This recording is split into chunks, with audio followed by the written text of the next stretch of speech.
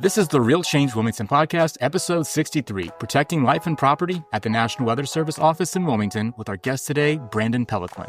If you look at all the different missions of all the government agencies out there, I think the Weather Service has one of the most important and one of the neatest missions. It's the protection of life and property. And I think that drives us. If you talk to Weather Service meteorologists, they are very passionate. They're very mission-oriented about what they do. And I think that passion really relates to saving lives.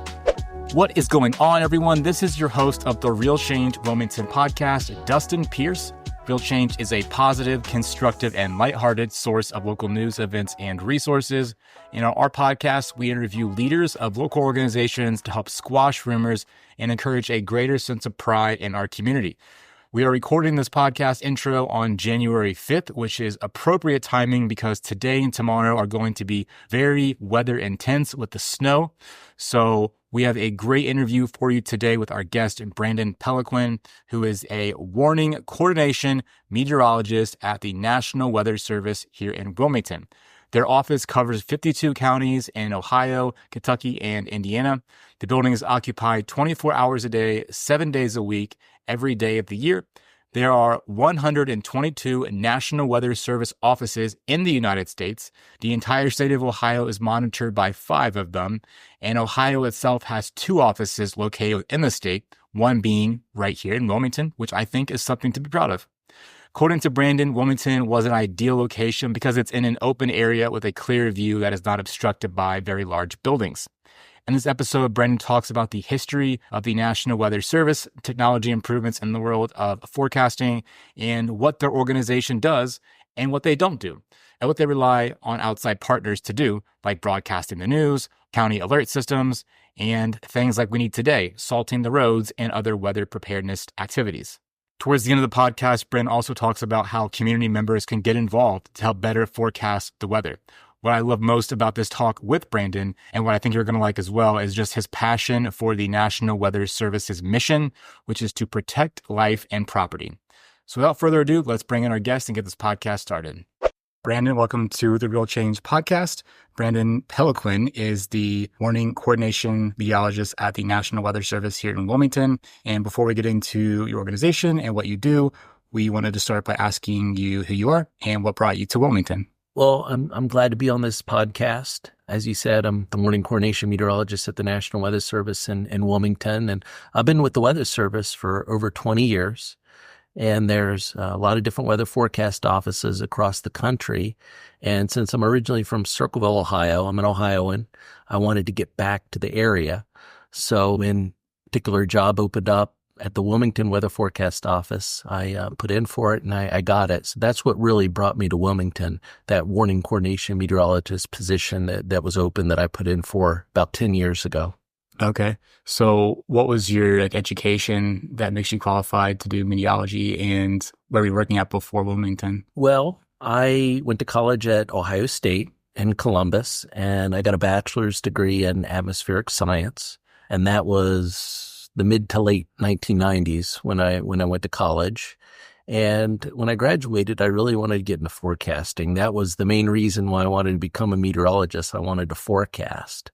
And it was really tough to get into the Weather Service in the late 90s. There were only so many positions available, and you had all these new meteorologists, these graduates.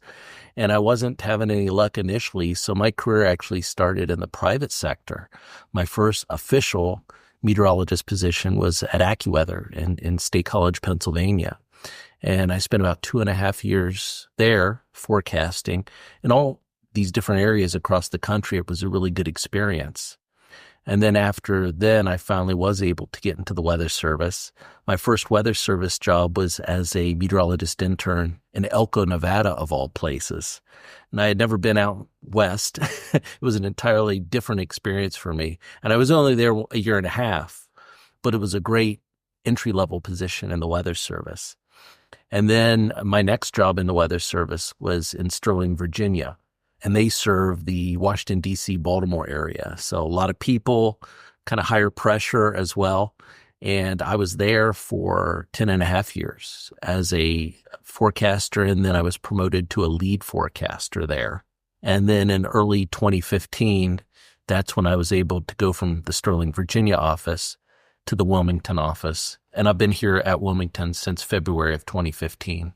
So you said before the podcast that you're going to explain what your position means, and you can also explain what a forecaster means. So I have some questions about that, but we won't jump too far ahead yet. So that's what brought you to Wilmington. The next question we ask all our guests is, are you married? Do you have kids? And what do they do? I'm not married. I'm single. For a lot of years, I was a rotating shift worker. That's what a lot of the meteorologists at the Weather Service do. They work rotating shifts, sometimes day shifts, sometimes evening shifts, sometimes midnight shifts. When you're a rotating shift worker, that sometimes makes it a challenge to have a social life or a personal life. So I feel like I was kind of a product of that for a lot of years. So I'm single, don't have any kids, but have family in the area. And that was a reason, at least one reason, why I wanted to come back to Ohio as well and to work at the Wilmington office, because a lot of my family still lives in this area, mainly in central Ohio, Columbus, Circleville, that area there. Nice. So outside of your shifts, what do you do for fun? What are some of your hobbies? Hobbies? Well, certainly I know it sounds kind of boring, but I like paying attention to the weather. But outside of what relates to my job, I'm a sports fan. I really follow college football, especially the Ohio State Buckeyes, big Buckeye fan. But I appreciate a lot of sports. I follow the NFL as well, especially the Bengals and how they do. So I really do like to watch sports, on television, but sometimes I'll actually go and watch sporting events live. That's one of the things that I really do enjoy doing. Did you play any sports growing up, or do you play any rec sports nowadays? I don't do any sports now. I probably should, to be honest with you, to get, if nothing more than just to be in better shape. When I was really young as a kid, I did play some sports. I remember playing soccer. I remember playing baseball. But I think as I grew up, especially when I got into high school, I probably focused more on like schoolwork and studying than sports. But I still did play sports for recreation. It wasn't just part of a formal team. I like to bowl as well. I used to be part of bowling leagues when I was a kid. And even as an adult, I've been part of bowling leagues before too. And I would say that that's another hobby of mine. I do appreciate bowling and playing the bowling game. Have you ever done duck pin bowling? I can't say that I've done that. Oh, man. Do you know what it is? I don't even know what it is. So in Columbus, they have some places called Pins Mechanical. Mm-hmm. And it's basically like, I think it's the same amount of pins, but they're just really small. And I think they're on strings too. So like you bowl with a little tiny ball. There's no holes in it. Mm-hmm. And when you knock them all down, they just pull back up on little strings. But it's, again, the place is called Pins. And it's kind of like a little bar. And it's pretty fun. Sounds like something I'm going to have to check out. Definitely check it out, yeah. So last question about you is, what is a defining moment of your life that's helped make you who you are or helped shape your values or personality? Well, I think I was fortunate because I had a pretty good childhood, a pretty good upbringing, with my parents and grandparents. I think they taught me right from wrong and all the values that are important. And also, I had really good teachers in middle school and high school in particular. My teachers were experienced. They were seasoned. They had been doing it for 20 plus years. And some of them were sticklers, but that was probably a good thing. So I think between, a good, strong family and really good teachers, I think that helped to shape me and to the adult and the professional that I am today. So I was blessed and fortunate. Nice. So you kind of told us a little bit about how you got connected to the weather services in here in Wilmington. Can you give us some background on the National Weather Services in Wilmington and how it got started and so forth? Yeah, absolutely. Well, the Weather Service, it's a federal agency. It's part of the Department of Commerce, or DOC, and a part of NOAA, the National Oceanic and Atmospheric Administration. And right now there's 122 weather forecast offices across the country. So Wilmington is just one office of 122. And they all kind of do the same thing, just in different geographical areas. So Wilmington, and we may talk about this a little bit later, covers 52 counties and 3 states. Now, the Weather Service has been around for decades. In the early years, it was called the Weather Bureau.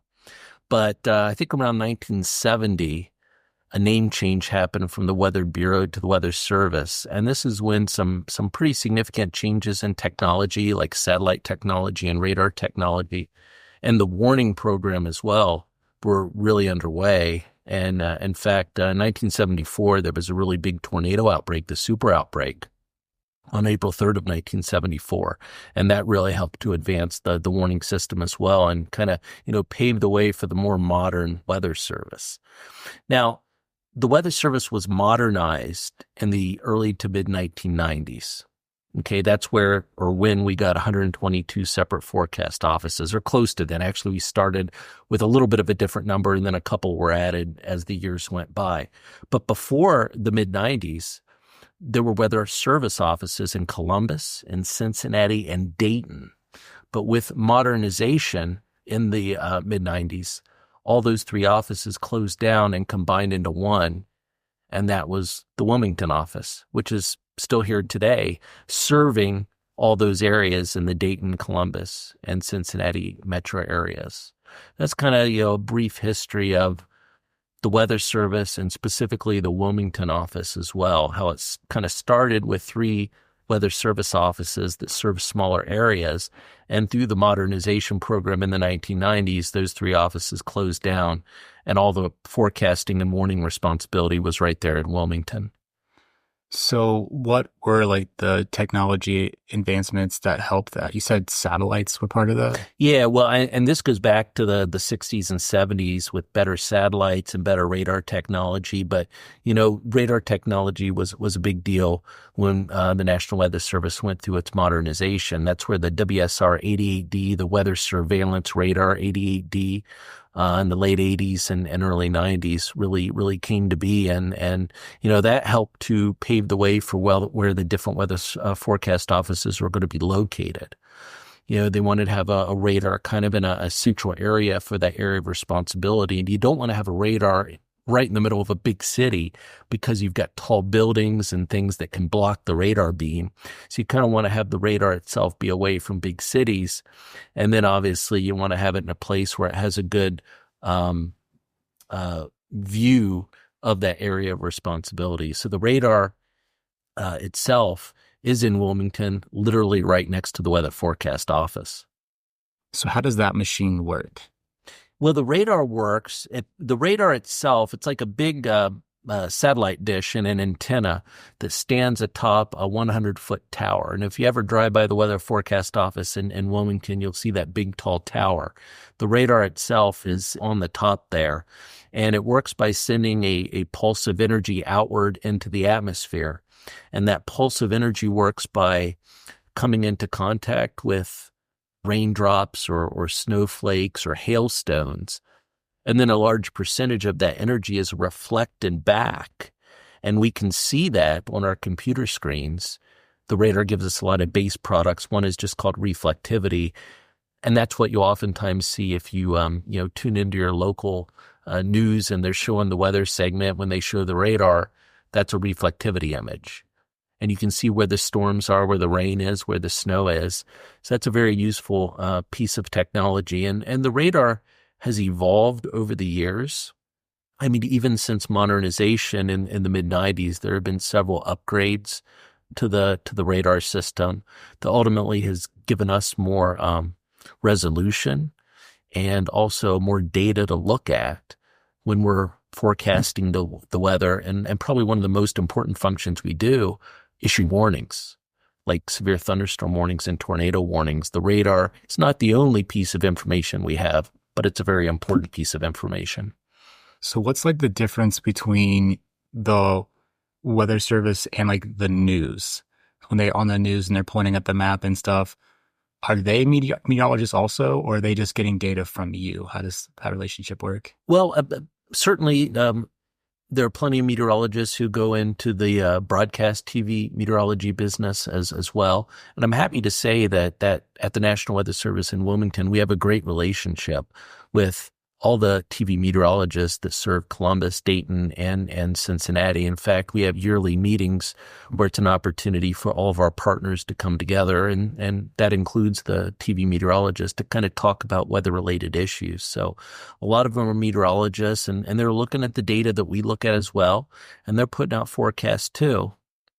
I'm sure they're looking at, what we're putting out, and because of that great relationship, when we issue a watch or a warning or an advisory, they will help us get that message out to the public. So if we're in a situation, the Weather Service issues a winter weather advisory, the TV meteorologist during their broadcast will put that out there. Hey, the Weather Service has issued a winter weather advisory, and this means, 2 to 4 inches of snow is going to fall. It's going to be slick and dangerous and all that. Mm-hmm. Certainly they can come up with their own forecasts and their own snow amounts as well. But we have a great relationship and partnership, and usually we're on the same page with what we're putting out there to the public. Okay. So now I'm going to ask what a forecaster exactly does. Okay. Well, a forecaster essentially is a meteorologist, and one of the duties is to put out a weather forecast. We're looking at all these different pieces of data. I mentioned the satellite technology and the radar technology, but we also have these computer models that are run, and they simulate what the atmosphere is going to do days or even in some cases weeks in advance. And it's up to the forecaster or the meteorologist to look at all the data and to figure out what the forecast is going to be. And if we have all these different models, which model is right and which model is potentially wrong?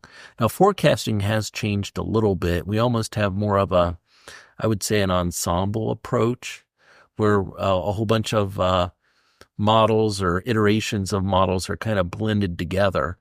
And then you take out the outliers, and ideally that blend is going to give you a better forecast. So forecasting has changed a little bit, but there's still a human element involved, especially in the first day or two of the forecast, where we can add some skill and try and, get that forecast out for high temperature, low temperature, cloud cover, probability of precipitation, weather type. There's a lot of different things that we forecast.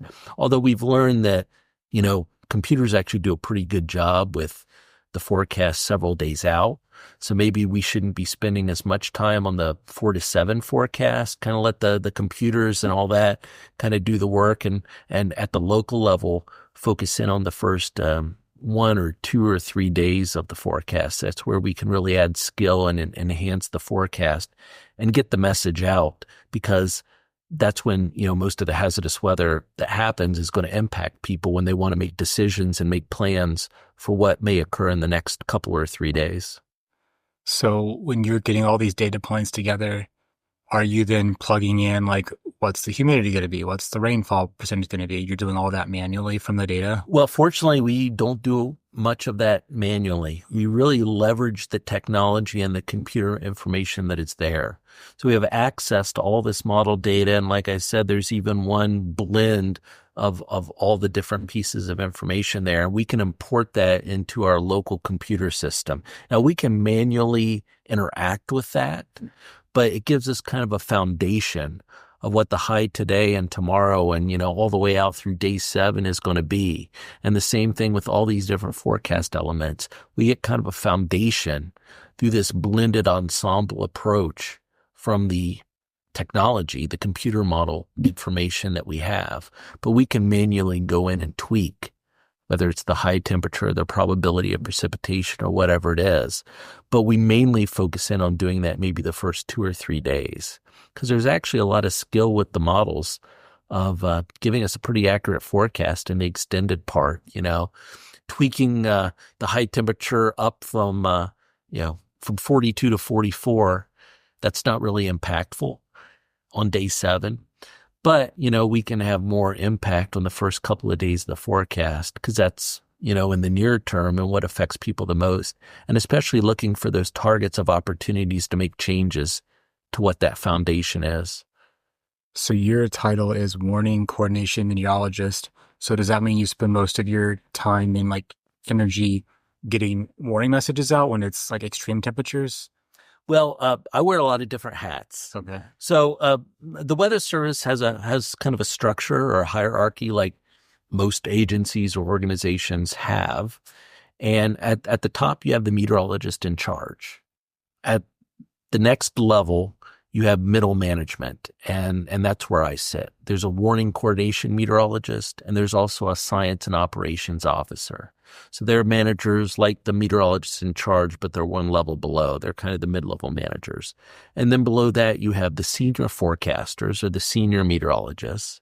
And then below that, you'll have your forecasters, your general meteorologists there. So I don't do as much of the forecasting that I used to. That's mainly the senior forecasters and the forecasters. They're working the rotating shifts and doing a lot of the forecasting.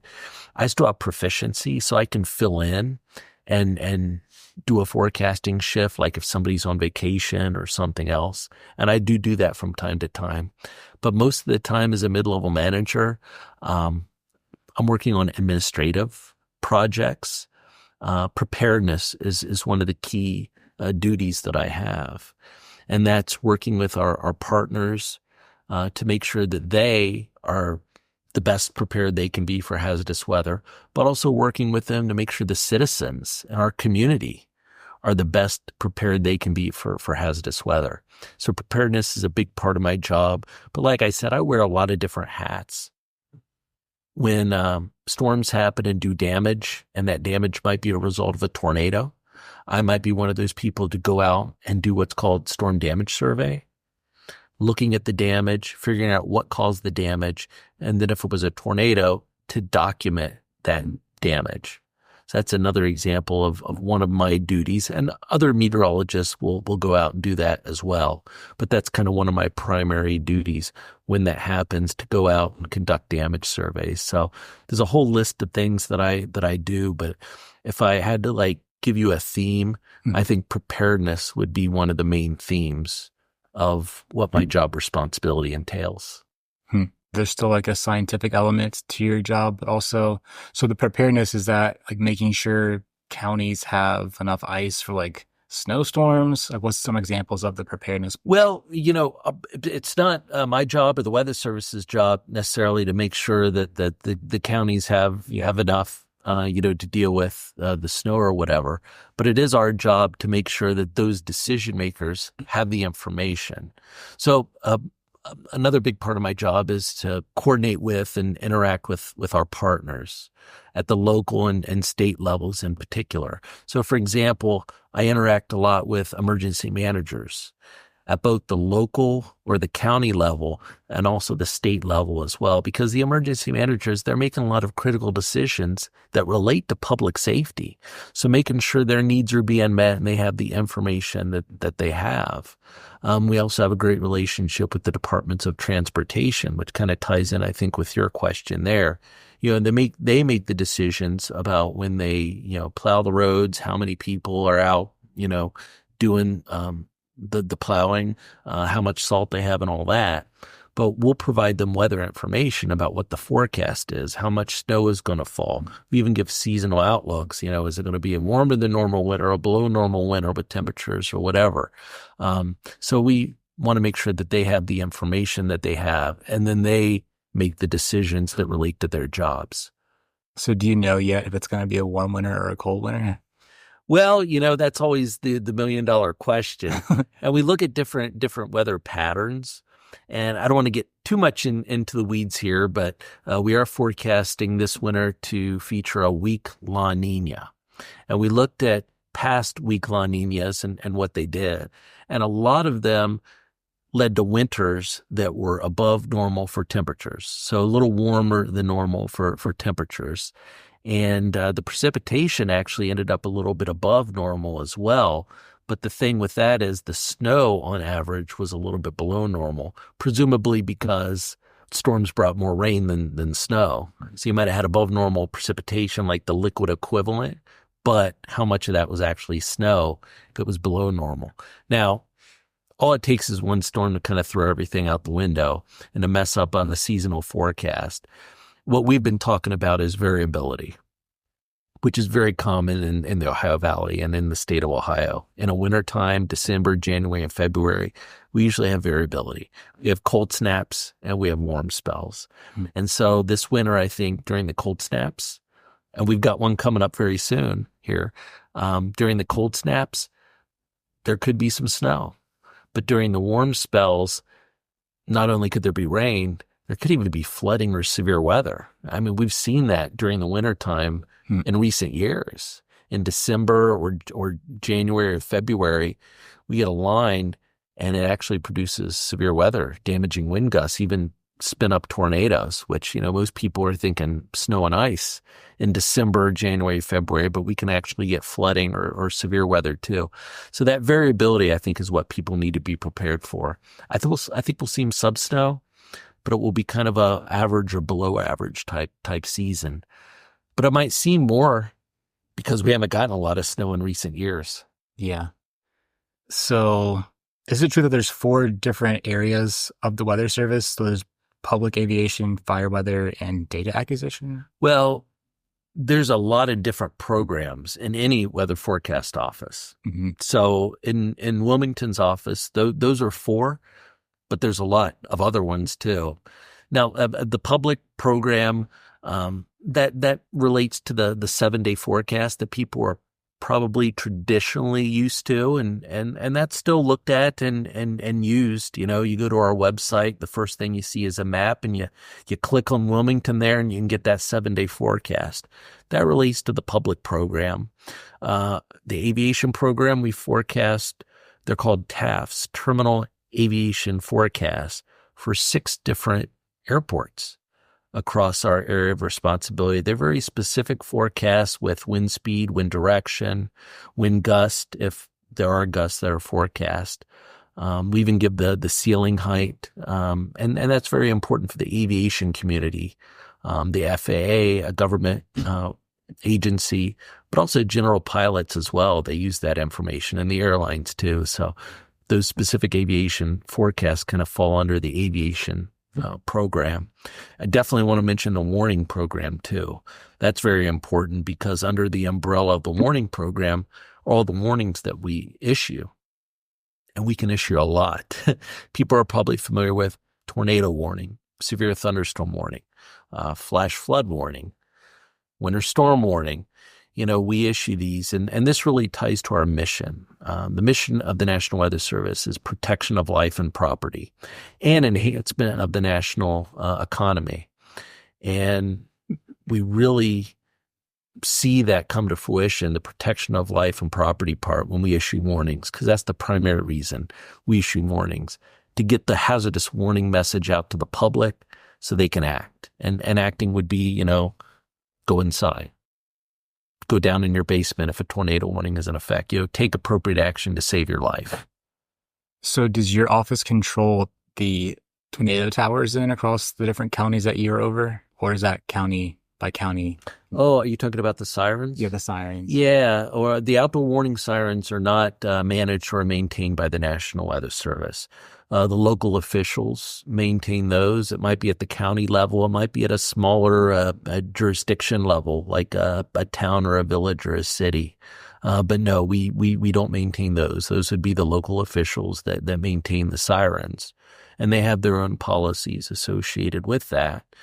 But many of the local jurisdictions do have policies that say if the Weather Service issues a tornado warning, then they might tend to activate those sirens. Again, it all relates back to public safety. And we're all kind of in it for the same cause there, to try and save lives and protect people during times of hazardous weather.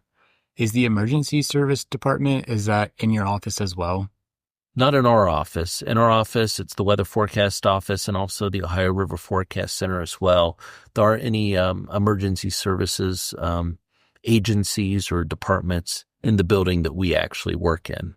Okay. And then I think we saw somewhere that your building is like occupied 24 hours a day, every day of the year. Well, that's so true. I mean, the weather's always happening, so there always needs to be somebody there.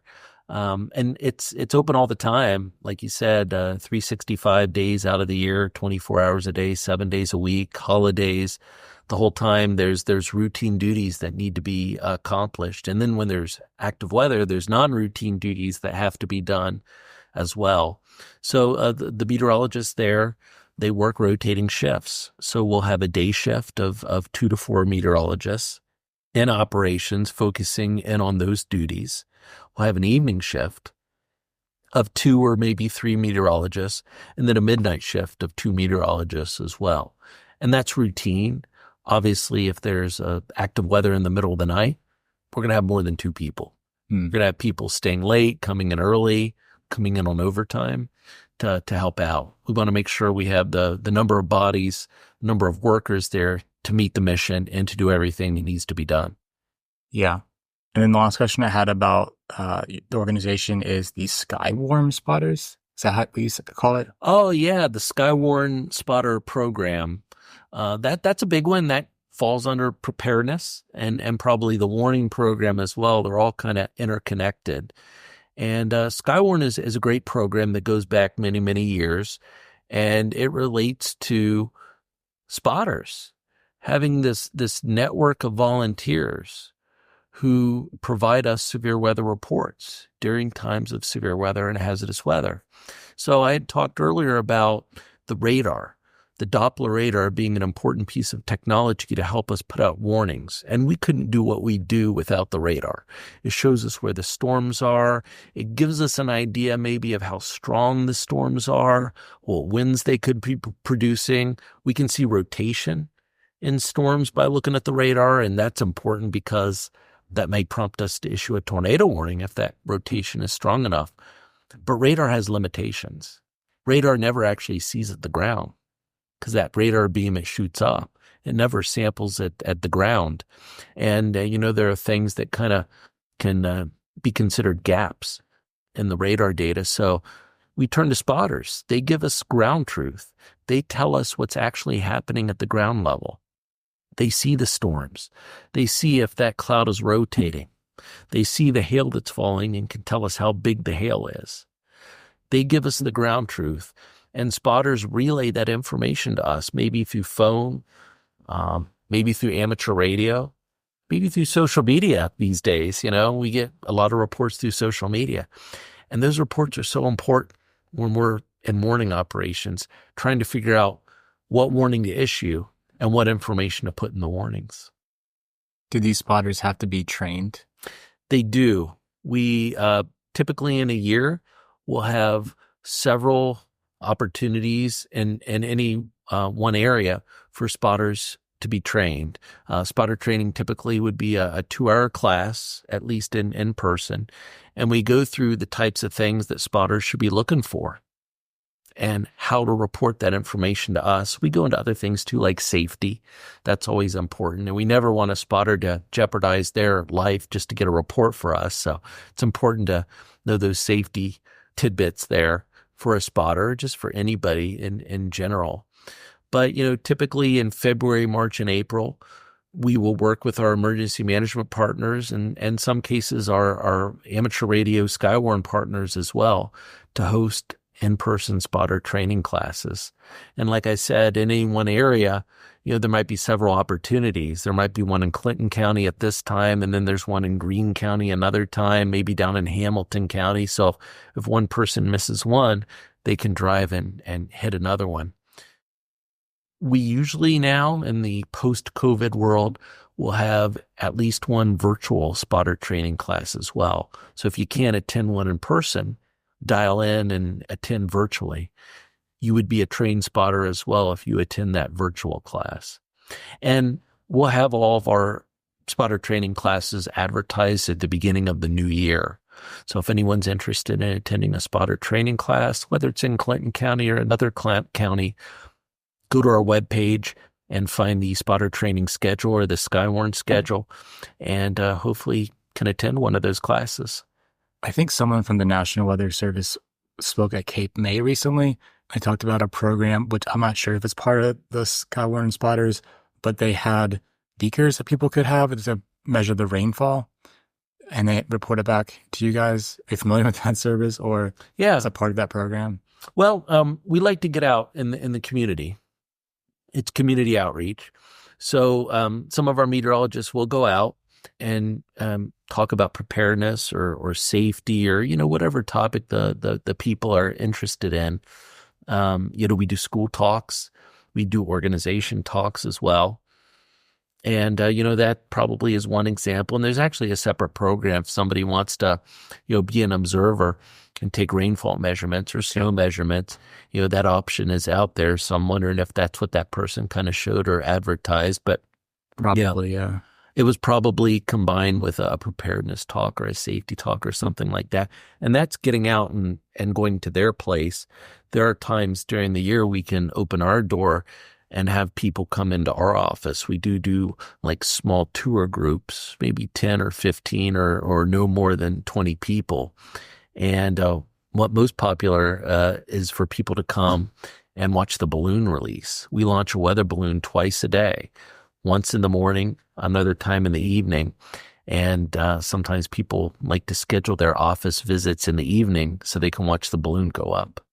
I've never one time seen that. What time does that happen? It's every day depending on whether we're standard time or daylight time, either 6 or 7 a.m. or 6 or 7 p.m. Okay. Every day. And sometimes we even will conduct a special release. If severe weather is forecasted, we might put up a balloon at, say, like at 12 p.m. or 1 p.m. in the afternoon.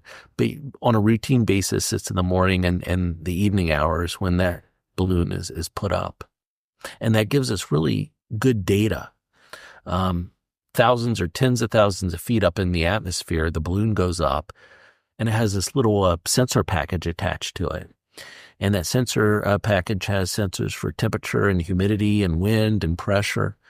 And all that data gets back into our office. And we can plot the data and see what the atmosphere is doing as we go up thousands and tens of thousands of feet in the atmosphere. It's very useful data. Helps us to make weather forecasts. Does that data automatically get back to your office, or do you have to take out some kind of memory card every single time it comes down? Well, it's a lot of data. We're getting data like every second. But no, it's pretty seamless process. The GPS technology is used kind of to track where that balloon and the radiosonde go. We can have an idea of where it is as that data is getting back to us. But no, it's a pretty seamless process with getting the data back into our computer system, and we can plot it. And then essentially it's out there for the world to see. The plot is called a skew-T diagram. It's just a vertical profile of the atmosphere to see how the temperature is changing as you go up in the atmosphere, and all these other weather elements, how they're changing as we go up in the atmosphere.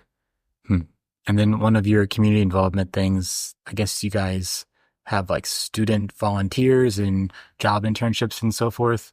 What do those kind of look like? Yeah, I mean, outside of outreach, of groups coming to our office or someone from our office visiting someone at their place as well, we do have opportunities for, especially like students who might have an interest in becoming a meteorologist or an interest in meteorology, to maybe do a job shadow, sit with a forecaster for 3 or 4 hours, just kind of get a sense of what a meteorologist at the National Weather Service does. Those are always fun opportunities, and I think it gives the student a kind of a perspective, kind of see if that's something they're really interested in. Usually they're in high school, sometimes a little younger as well, but usually they're in high school and they're kind of thinking, what do I want to do? Where do I want to go to college? What do I want to study? So that can be a very, very useful information there. Have you ever been a part of one of those, like have a student shadow you? Yeah, I have. I don't do that as much anymore, like I said, because I'm not in operations as much. But when I was a forecaster, a lead forecaster, I did participate that in quite a lot. Just, have a student kind of watch. And then you talk back and forth as well. This is what I'm doing. But you try and give them a general overview of the job as well, not just what I'm doing today at this moment. Yeah, like the big picture. This is what a meteorologist at the National Weather Service does. And, today I would probably say something different than I would have said 10 or 15 years ago. The job has changed. Forecasting still exists, but it's different, and we're doing so much more than forecasting. The job of a National Weather Service meteorologist is more about messaging, getting a message out to partners and to the public as well. We're very active on social media. We're very active when it comes to communicating with our partners like emergency managers about incoming hazardous weather. We'll conduct special briefings for our public safety partners. We'll host conference calls when we see storms coming. So it's so much more than just being a forecaster. It's messaging, communicating that message, and getting out in the community too, not sitting behind a computer doing a forecast, but actually getting out and doing a talk like Cape May, going to different meetings where there are emergency managers, other public safety officials, just to kind of talk and make sure everybody's needs are being met. It does seem like you guys are pretty involved in our community, which is neat. Yeah, we do a lot. We like doing a lot. It gets us out there, but I think ultimately it helps everybody to be better prepared. Helps everybody to be better prepared for the next time that tornado hits, or that severe thunderstorm strikes, or that winter storm drops 10 inches of snow. That awareness is so important. And it also ensures that people kind of know where to get weather information, whether it's in the Weather Service or some other preferred choice. It's so important to be weather aware and to know if something bad is going to happen, because then you can be prepared, and preparedness saves lives. And property. And property too. Exactly. It all ties back to the mission. Yeah. Another question that we always ask our guests is, what are some challenges your organization has faced, and how have you overcome or grown with these challenges? Well, there's always challenge. Everybody has challenges to deal with. I think, one of the challenges is the evolution of the Weather Service, getting away from spending so much time on the forecast and making sure that we're allocating sufficient time to do that messaging and to get out in the communities. The forecast still matters. Warnings absolutely matter in a big way. Making sure we're up to date on the latest technology, proficient with the latest technology, because that can help our warnings be better warnings. It can help us more effectively communicate these warning messages to the public and to partners as well. So just keeping up with the changes is a challenge, and making sure we're setting aside the appropriate time for the changes and the evolution of the National Weather Service.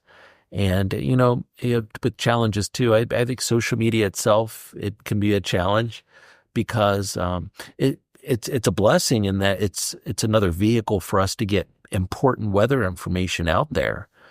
But it's a challenge because sometimes you'll see, anyone can go and come up with a weather forecast, and sometimes you're not sure exactly where it's coming from. Is it coming from a TV meteorologist or the National Weather Service, or is it just an amateur forecaster putting something out there? But if you don't know where it's from, people might take that and kind of take it like it's official.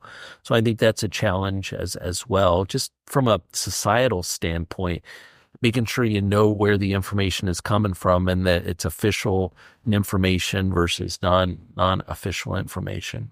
Yeah. Do you go to a lot of conferences? Like, do all the different offices, there's 122 across the country, do they come together like at national conferences and get information and stuff like that?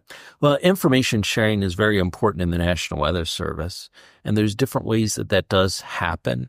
There's a lot of virtual ways. There are a lot of virtual conference calls or workshops or meetings that could be open to everybody in the Weather Service, or some are more regional, different parts of the agency. Some are job specific, like I might have specific conference calls for other warning coordination meteorologists to meet and talk about those types of issues. But the opportunities are endless. There's almost too many virtual calls or conference calls sometimes to keep track of. And sometimes there are in-person meetings too. Internally within the Weather Service, I was at one, all the warning coordination meteorologists got together in Madison, Wisconsin in the summer of 2022. It was a great experience. It was the first in-person in years. And it was a week-long conference, and we all just talked about pertinent topics, such as how can we more effectively communicate warning messages and hazardous weather messages and all the challenges, that we face. How do we overcome those challenges to best warn people and best communicate hazardous weather and preparedness, those types of things.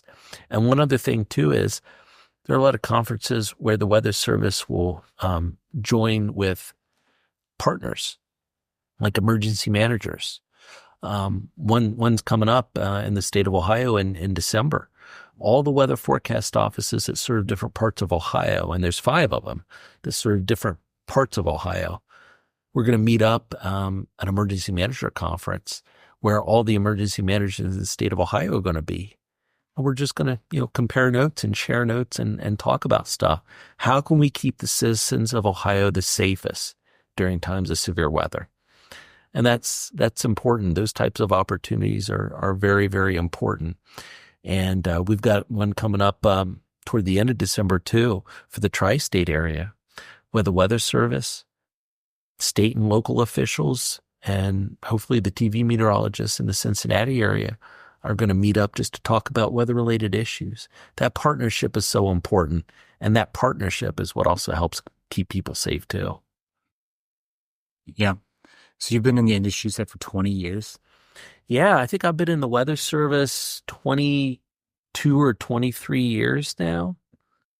And so when you add on the time in the private sector, I've probably been doing this about 25 years. So I've seen some things over the years in different parts of the country.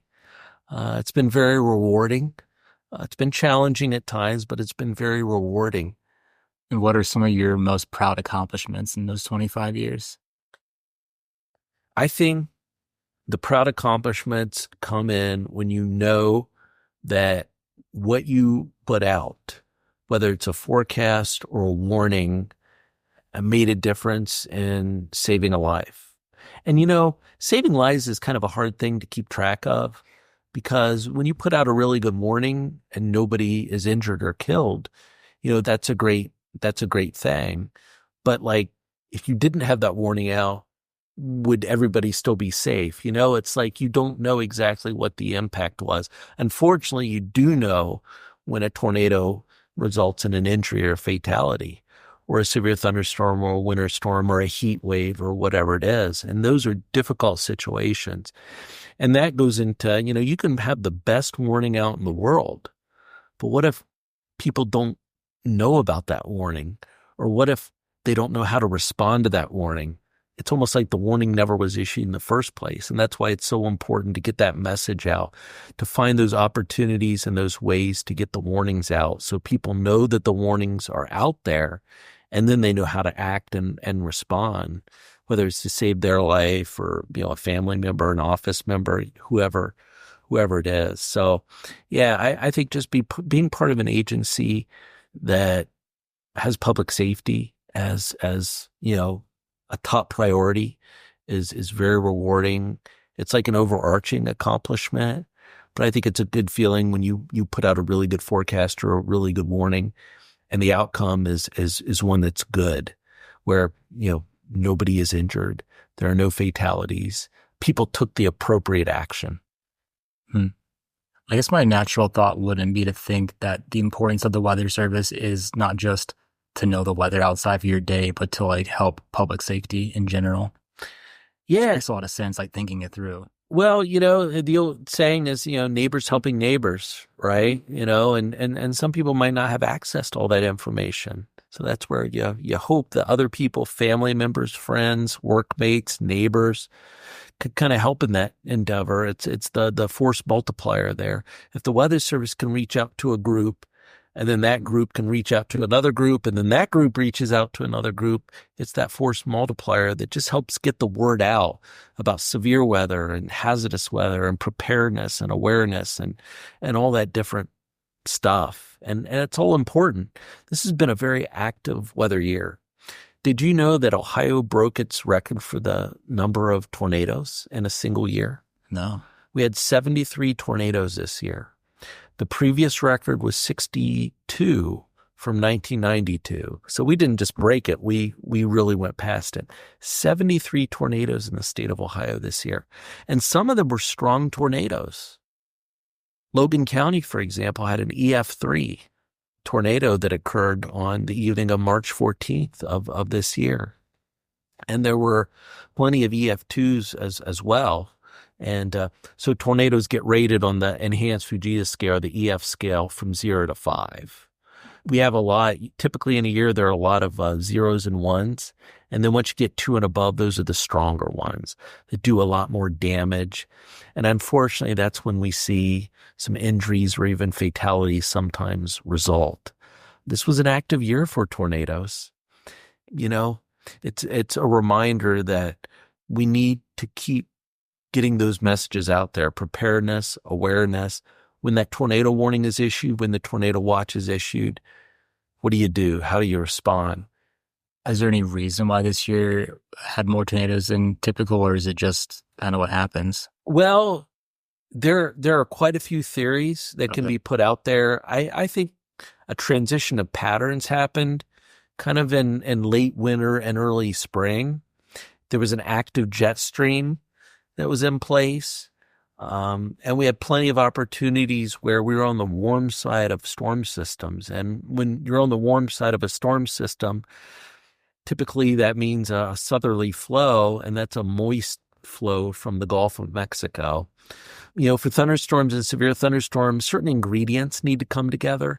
And there were multiple opportunities this year where those ingredients came together. You got to have moisture. Oftentimes that moisture is coming from the south, the Gulf of Mexico. You got to have some type of lifting mechanism, like a cold front. And certainly we had a lot of those fronts, or maybe a warm front at times. Sometimes these warm fronts that lay over us, they can actually enhance tornadic potential. And we certainly saw that on March 14th of this year. Got to have some wind shear in place too, that turning of wind with height. And that's how the jet stream can kind of get into the mix there to enhance the turning of the wind with height. And we saw that multiple times this year in the late winter and early spring. We had a winter storm in mid-February. That was our main winter event in mid-February. And then we started to switch patterns. And in late February, February 28th, I believe, we had our first severe weather event that had tornadoes. And then we had plenty more in March and April and May. It was just a very active time frame. Interesting. So it's not the end of the world. It's just things came together. Things did. Yeah, I think we're kind of getting out of an El Nino weather pattern, and things were transitioning. And during that transition, things just kind of came together multiple times with where the jet stream was located, where the storm track was located, moisture, wind shear. And that led to multiple severe weather events, late February right through mid to late spring. So last question we asked about organizations is just to address any kind of stigmas or rumors. You mentioned how social media can be a blessing and a curse. So are there any things that you've heard about the National Weather Service that has made you laugh that's not true or that you want to address? Well, and again, I got to say social media has a lot of good things associated with it. The Weather Service, we're on Facebook, we're on X, and that's a vehicle to get weather information out there that is very useful and accessible to people. The other side of it, you know, it's kind of tough when we put out a forecast that doesn't verify too well. People will definitely comment on that. But, you know, that's part of life. And we want to get better. We want to do better. And that's why internally in the office, we will have after action reviews or event reviews for these big events. Whether they go well or if there are things that could be improved, we want to know about that. So we'll have after actions and we'll kind of look into that. But certainly, you know, we pay attention to social media because we get storm reports and other very important, useful information from there. But people will definitely let us know when our forecast is not on track there. And that's, I guess, just the world of social media that you have to deal with. But I would say there's more benefit on our end because we can reach out to people that we normally wouldn't reach out to and get information out. And we can receive information in that way, too, about storm damage, snowfall totals, and things like that. So it is a two-way street, and we're very grateful and appreciative of that. Yeah, as you were explaining that, I feel like I was thinking of how little grace people have for the weather forecast. But like there's so many things that people do in normal jobs, whether you're a teacher or a business person or whatever you are, that you try things and they don't really work, and you're dealing with so many different variables with the forecasting the weather. So it makes sense that it's going to be wrong sometimes, but you're doing the best that you can, I would assume. Yeah, well, and there's different degrees of wrong too. If your high temperature forecast is off by 2 degrees, probably not the biggest Yeah. issue in the world, unless that 2 degrees happens to hover around that freezing mark. Then 30 versus 32 or 32 versus 34 can be impactful. But if it's 62 versus 64, probably not a huge impact. So there's varying degrees of being off. Mm-hmm. But forecasting can be a challenge in and of itself, and we're always striving to get the best forecast out there. And when things go awry, we want to update the forecast as quickly as possible to put things back on track.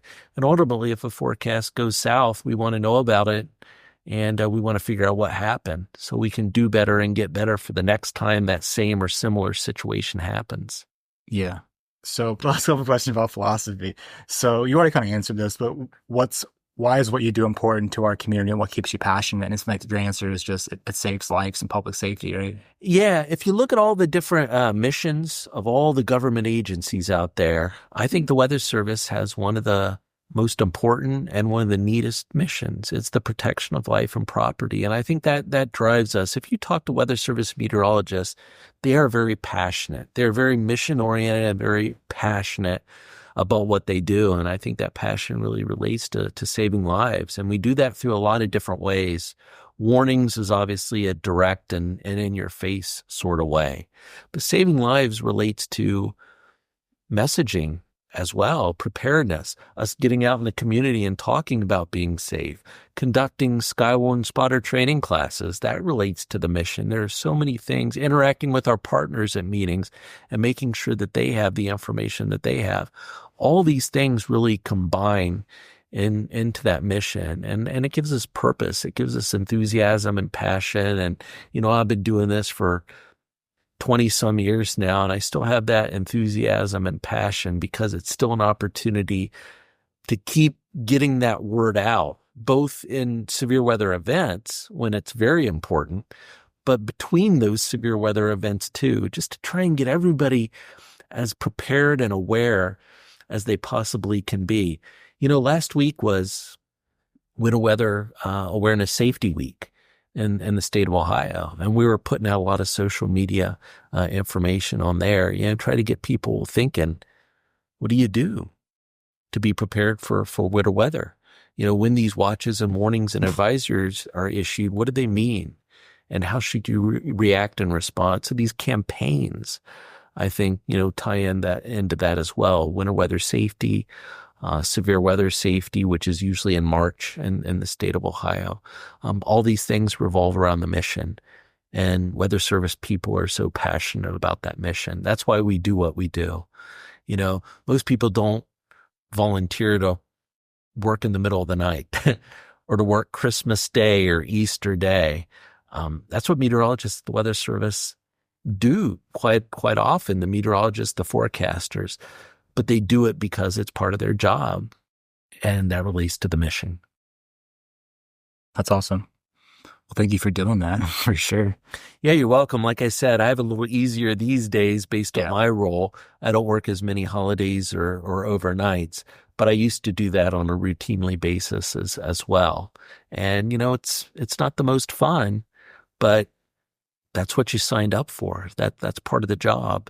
And it makes it all okay. Because I can remember instances when there were winter storms on Christmas Eve and Christmas Day, severe weather events on Easter. And it matters. It matters to be there and do your job, to let people know who are traveling on Christmas Eve or Christmas Day, winter weather is coming. Mm-hmm. You got to be prepared. Or people who are out and about with Easter egg hunts and, whatever else on Easter Day. There's going to be storms that could produce hail and tornadoes. We got to make sure those people are aware, and that's why we do what we do, including those less than favorable times. Makes me think of the Weather Service Department more like police officers and EMS people protecting public safety than just like reporting the weather for like your apps, Yeah, there's certainly a public safety component to it, and I admire our first responders, our police officers, and the EMS people, They have very important jobs as well, and they're working at all these different hours as well. So I admire and respect them, and I'm glad that the Weather Service is able to have a partnership with them as well, because there is that common theme of public safety. Yeah. What's a quote or piece of wisdom that's helped guide you that you like to share with other people? Well, being a Buckeye, an Ohio State alum, an Ohio State fan, I'll quote something that a coach named Woody Hayes would say. This goes back a lot of years, but one of his quotes was, "You win with people. You win with people." And I think that's so true, certainly in the sporting world. Obviously he was talking about his team and his coaches, right? You win by having good teammates and people on the team. But I think it's appropriate in life. And I've certainly seen it in my profession too, in the Weather Service. I've been lucky to be part of some great teams. And those teams are comprised of people, passionate people, mission-oriented people, people who are dependable, people who are willing to sacrifice and go the extra mile to do the job. So that quote, I think, is so appropriate. You win with people. It was true for, I guess, Ohio State back in the 1960s and 70s. But I think it's been true for sporting teams ever since. But I think it's true for offices and agencies and just life in general. It's all about the people and the relationships and partnerships that you have with people.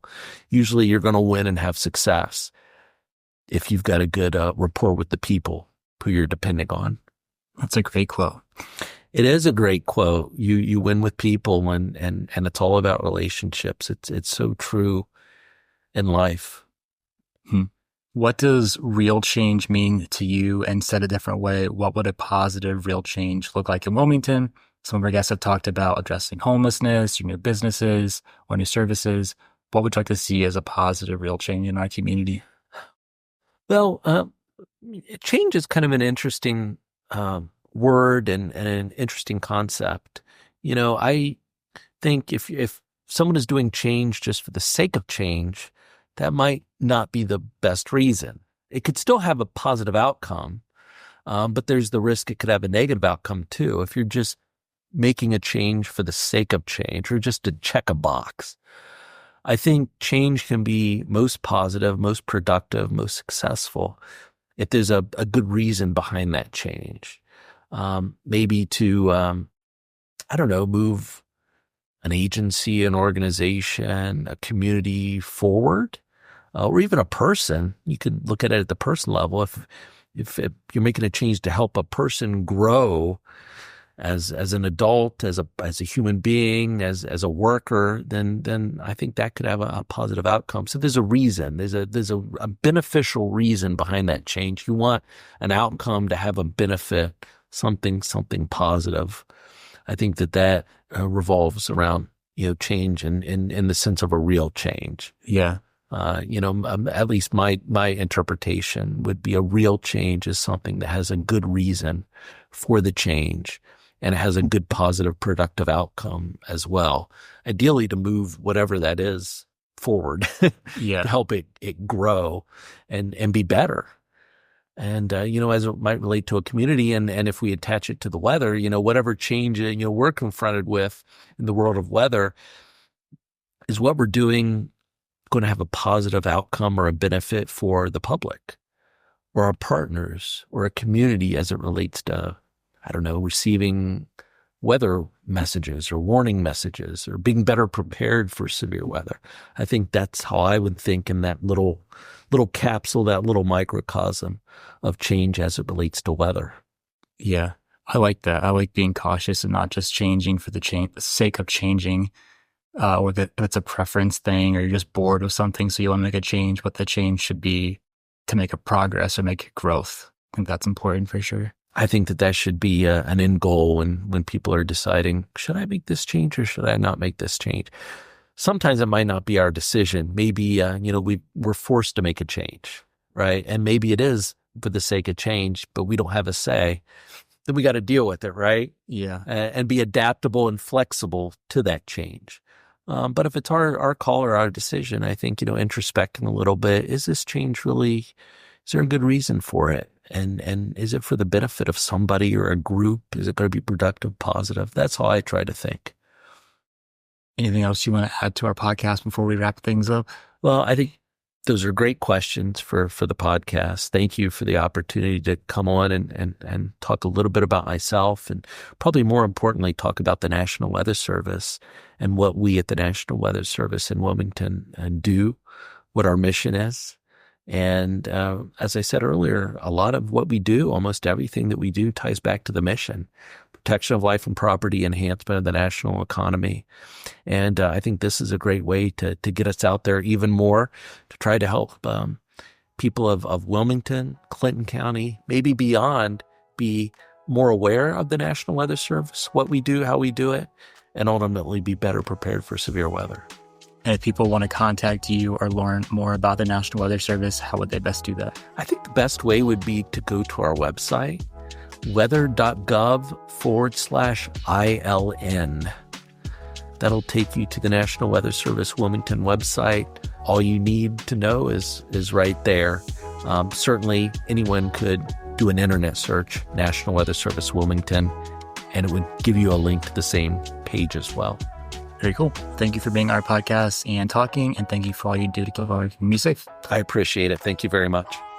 Well, that's it for our podcast today. I hope you enjoyed our interview with Brandon Peloquin at the National Weather Service office in Wilmington. If you have any more questions or ideas for him, please feel free to reach out directly. If he will talk to us dorks, he will certainly talk with you as well, because after all, we are a community of empowered individuals. If you want to get in touch with Real Change Wilmington to share your story, you can contact us on our website at realchangewilmington.com. Visit our Facebook and Instagram pages, or grab a free copy of our local newspaper at Kroger, Sam's Meats, and Fiesta Veracruz. We also currently send our newspaper direct mail to over 2,500 Wilmington residents a month.